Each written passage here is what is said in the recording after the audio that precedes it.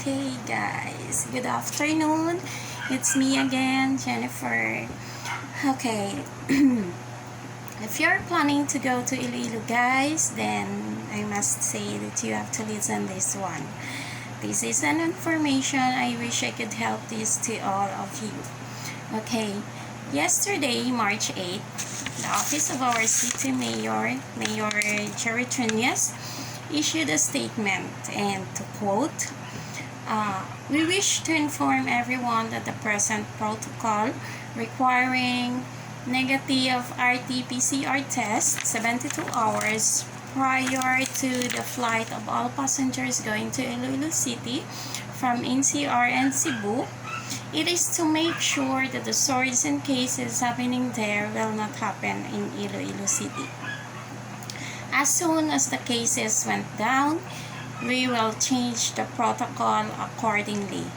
Please give us understanding. And quote. That is from our Mayor Jerry Trinas.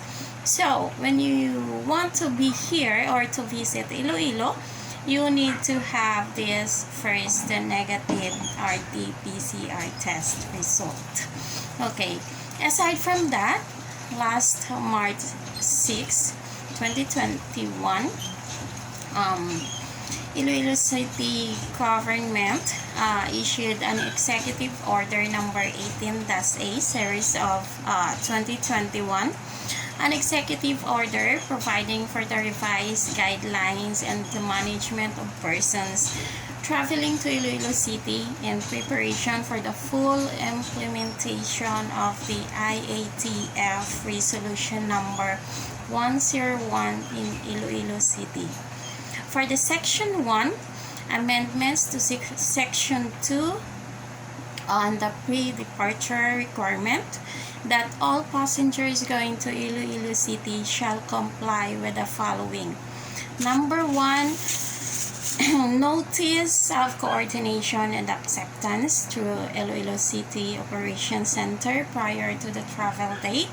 Number 2, indicate the choice between secure a negative RT-PCR test result not more than 72 hours prior to the travel date, or subject yourselves to RT-PCR test, observing a strict 14-day quarantine or self-isolation upon arrival in Iloilo City. And for the Section 2, for the revised guidelines, all arriving passengers to Iloilo City shall subject to the following guidelines. For authorized person outside residence that would stay in Iloilo for 24 hours, he or she should have the notice of coordination and acceptance also from our city.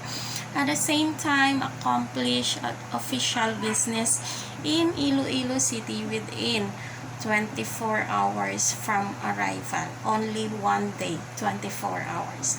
While the person outside residence that will stay in Iloilo for more than 24 hours, or any other persons who wants to travel to Iloilo City, like our LSI or the returning OFWs, he or they should also comply with the following: the provisions under Section 2 herein, or the notice of coordination and acceptance, at the same time accomplish or proving that you have an official business here in Iloilo City. Note that these individuals who have secured negative RT-PCR test result issued not more than 72 hours prior to the date of travel will no longer need to subject to RT-PCR test nor observe self-isolation. They may proceed to their business itinerary upon arrival. But those who have not secured negative RT-PCR test must choose between the following options: either submit yourselves to RT-PCR testing at the facility of their choice, or undergo strict isolation for 14 days at home or a quarantine facility of their choice. Okay, so saying that you subject yourself for RT-PCR test and the result is pending, you may subject yourself to mandatory quarantine facility in Iloilo City to or in any accredited quarantine hotels, or you can do a home quarantine also. Take note that if you choose to be in a quarantine hotels, foods and supplies will be at the expense of the person in quarantine, while person who undergo the 14-day quarantine can choose also either be in quarantine facilities, in accredited hotels, or at home, but in strict room isolation. Okay, those who obtain negative result after you had this pending RT-PCR test result, and then now you have already the negative result, so you will be released and endorsed to your respective barangays for monitoring.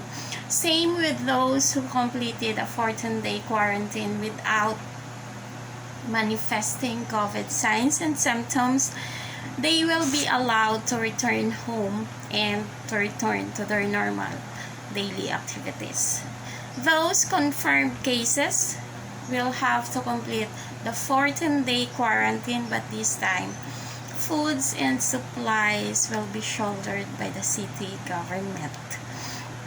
And those who undergo quarantine with signs and symptoms should immediately inform, those who undergo home quarantine should immediately inform the barangay health worker or barangay health representative and abide all the instruction that whatever they gave you. And confirmed cases shall subject to re-swabbing on the third day of the quarantine.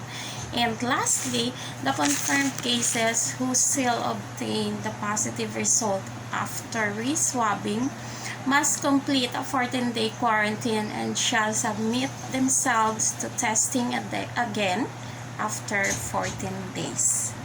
And upon showing the negative result, you will be allowed to go home and will be endorsed to respective barangays for monitoring. So, Iloilo City Government will be issued also a clearance to this effect, if ever. Okay, now these are all the things that you need to do or you need to understand if you are planning to go to Iloilo City, if you are planning to visit Iloilo City. So hope you guys, this information could help you a lot, and looking forward to meet you here in Iloilo City. So goodbye.